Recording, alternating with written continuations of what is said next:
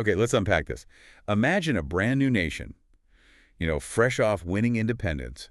Suddenly, they're facing this huge job, Mm, build a government, basically from scratch. right. What rules do you even set? Who are your allies? And how do you handle disagreements inside the country that, well, could tear everything apart? It's a massive undertaking. Today, we're taking a deep dive into your sources on a really pivotal time, 1754 to 1800. We're calling it Forging the New American Republic. And our mission really is to pull out the key takeaways about how the U.S. government actually took shape and navigated some incredibly difficult situations, both at home and, abroad. It seems like they face challenges from all sides almost immediately. Oh, absolutely. Looking at the sources, it's clear the U.S. had to immediately figure out its foreign policy. You still had Britain and Spain right there in North America. That makes sense. American settlers were already pushing west past the Appalachians, and they desperately needed, free use of the Mississippi River. Which was still largely controlled by European powers.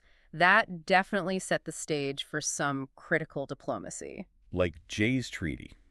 Tell us a bit about that one. So in 1795, Washington sent John Jay over to London. The treaty was meant to sort out leftover issues from the Revolutionary War. Did it work?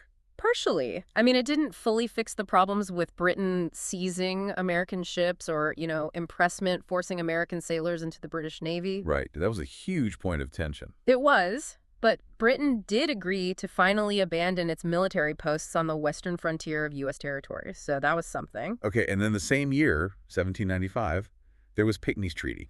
That was with Spain. Exactly. Spain was watching the U.S. and Britain talking, and I think they felt, well, maybe a little pressured to negotiate too. And Pinckney's Treaty was important because It was crucial. It gave Americans access to the port at New Orleans, vital for trade down the Mississippi, and it set the southern U.S. border at the 31st parallel. so these treaties were about more than just lines on a map. Oh, much more. It was the young republic trying to assert its sovereignty, forcing these big European powers to actually acknowledge them. It set a precedent.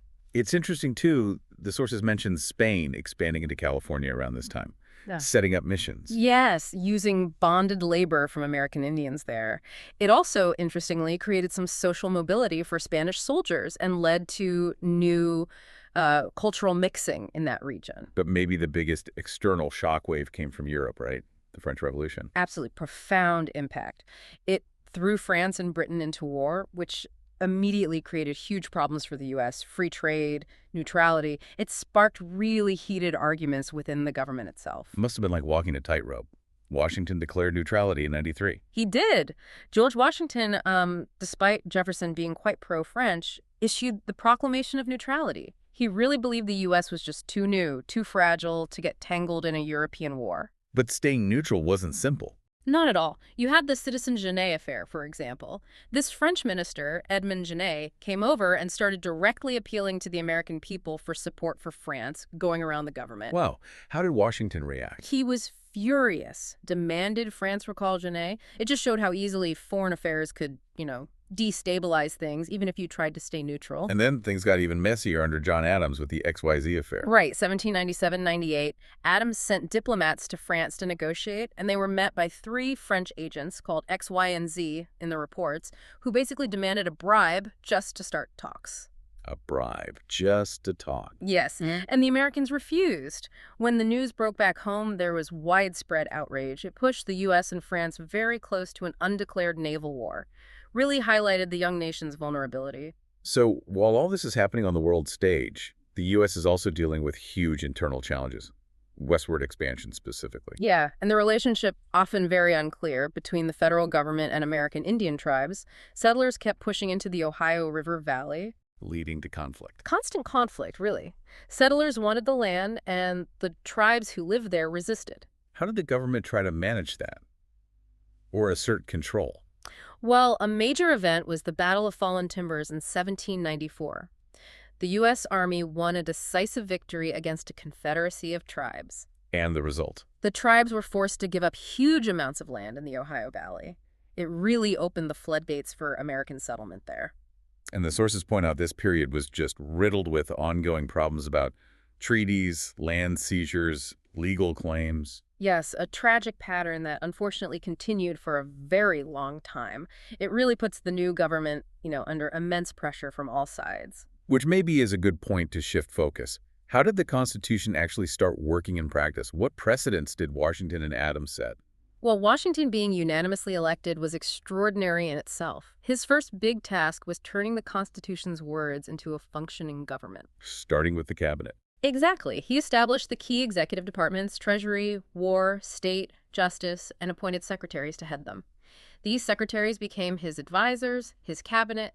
That whole system, that was Washington. It's still with us today. And one of those cabinet members, Alexander Hamilton at Treasury, looms large in this period. His plan for a national bank. Hugely important and hugely controversial. Hamilton's idea was to have the federal government assume all the war debts from the states. To unify the country financially. Right. And to establish the nation's creditworthiness.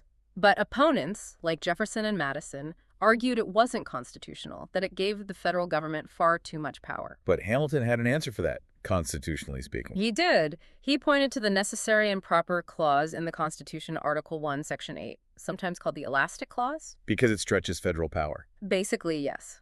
He argued the bank was a necessary means to carry out the government's explicit powers, like collecting taxes and regulating commerce.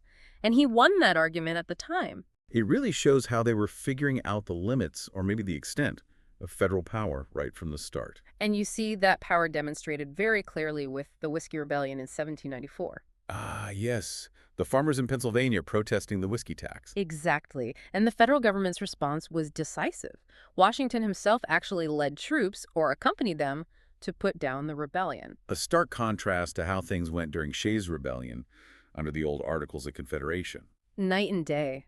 Shays' rebellion showed the weakness of the Articles. The central government couldn't effectively respond.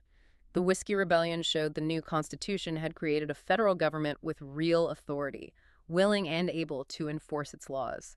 It was a powerful message. All these debates, foreign policy, the bank, federal power, it seems almost inevitable that they'd lead to political factions or parties. It really did. The leaders in the 1790s just had fundamentally different visions on economic policy, foreign relations, the balance between liberty and order. Which coalesced into the first parties. Yeah. Federalists and Democratic Republicans. Right.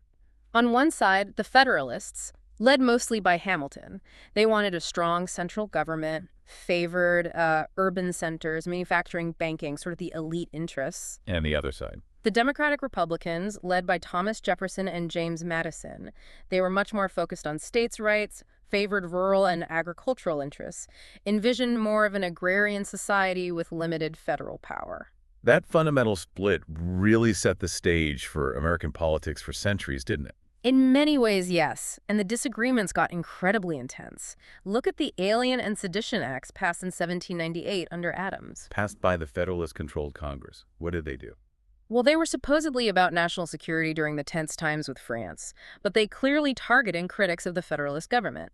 The Alien Acts made it harder for immigrants to become citizens and allowed the president to deport non-citizens deemed dangerous. And the Sedition Act. That made it illegal to publish false, scandalous, and malicious writing against the government or its officials. Basically, it criminalized criticism. Wow. You can imagine the reaction from the Democratic Republicans. Oh, outrage. They saw it as a blatant violation of the First Amendment, a dangerous overreach of federal power. It really laid bare that tension between security and liberty. And their response came through the states. Yes, Jefferson and Madison anonymously drafted the Virginia and Kentucky resolutions. They argued that states had the right, even the duty, to judge the constitutionality of federal laws and, crucially, to nullify laws they deemed unconstitutional. The nullification doctrine. Yeah, That's a powerful claim. A very powerful and controversial claim. It plants the seeds for later states' rights arguments. Amidst all this division, though, you have Washington's farewell address, Where he famously warned against the dangers of political factions or parties becoming too dominant. And he also warned against getting entangled in permanent foreign alliances. He really urged national unity above all else. So we've covered a lot of ground here in this deep dive, looking at 1754 to 1800. We started with those big foreign policy hurdles: Britain, Spain, Jays and Pinckney's treaties, even Spanish California. And how the French Revolution just threw everything into flux, forcing that neutrality decision and leading to crises like Citizen Genet and the XYZ affair. Then we turned inward, looking at westward expansion, the conflicts like Fallen Timbers, and those persistent, difficult issues surrounding treaties and land claims with American Indian tribes. And connecting it all, this was really the time the Constitution stopped being just a document and started being, well, a working government. Washington and Adams setting up the executive branch, the cabinet. Hamilton's economic plans, the National Bank, using the necessary and proper clause. Right. And the Whiskey Rebellion showing the new government strength, especially compared to the Articles of Confederation era and Shays' Rebellion. And out of all that conflict and debate, you see the birth of the two-party system. Federalists wanting strong central government, Democratic Republicans championing states' rights. Which led to flashpoints like the Alien and Sedition Acts and the pushback with the Virginia and Kentucky resolutions. It was a period of intense political disagreement. It really feels like this wasn't just a series of events, but more like a crucible, forging America's identity through this constant push and pull between unity and division, liberty and order. That's a good way to put it. And it makes you think about Washington's warnings in his farewell address, about factions, about foreign entanglements. It feels incredibly relevant even today. So a final thought for you to ponder. How relevant are those warnings in our own, often very polarized world? And what lessons can we maybe draw from this foundational era about handling our own complex challenges, both internal and external? Something to think about as you continue your own deep dives.